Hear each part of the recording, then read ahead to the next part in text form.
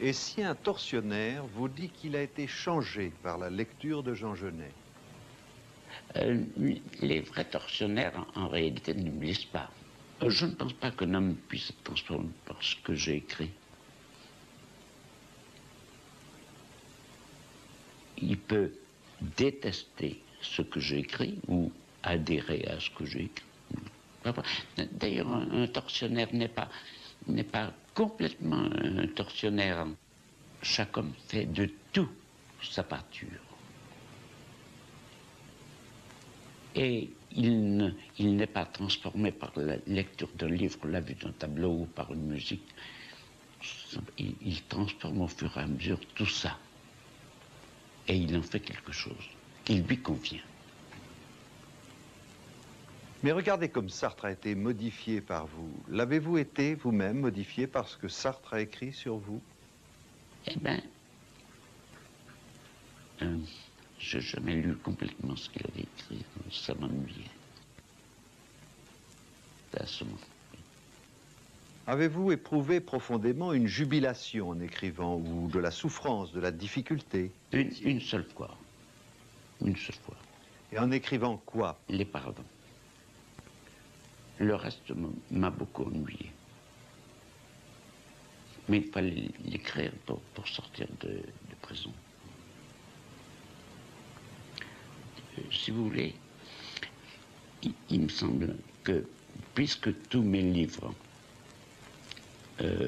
ont été écrits en prison, je les ai écrits pour sortir de prison.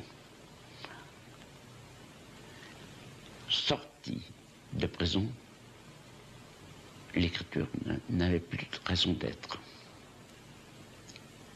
En effet, c'est mes livres qui m'ont fait sortir de tôle. Mais après, quoi dire? Y a-t-il une part de vous qui est encore en prison?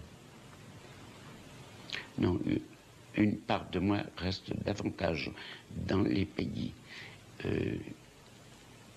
épuisés par les Français, comme le Maroc, avec ses 9 millions de pauvres absolus, comme le Mali, comme d'autres pays, qu'en prison. J'aimerais savoir l'effet que ça vous fait d'apprendre qu'on ne coupera plus les têtes en France. La suppression de la peine de mort me laisse complètement indifférent. Je ne tiens pas du tout à ce qu'on mette des garantoles.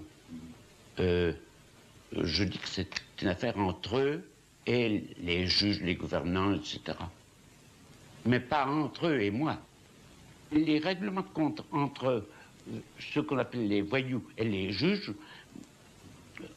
pour moi, c'est sans intérêt. La suppression de la peine de mort, c'est une décision politique. La politique française, je m'en fous, ça ne m'intéresse pas. Tant que la France ne mettra pas une politique qu'on appelle Nord-Sud, tant qu'elle ne se préoccupe pas davantage des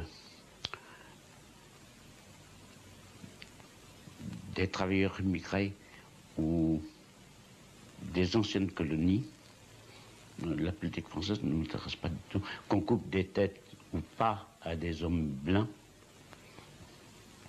ça ne m'intéresse pas énormément. Quelle est la société qui vous écœure le moins? Là, je ne peux pas vous répondre politiquement, mais presque religieusement. Le mal comme le bien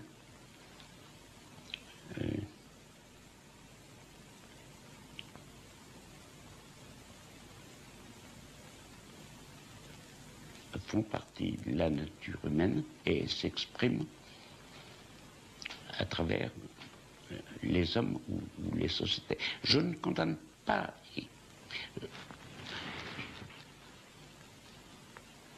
Je ne sais pas ce qui va sortir des anciens empires coloniaux.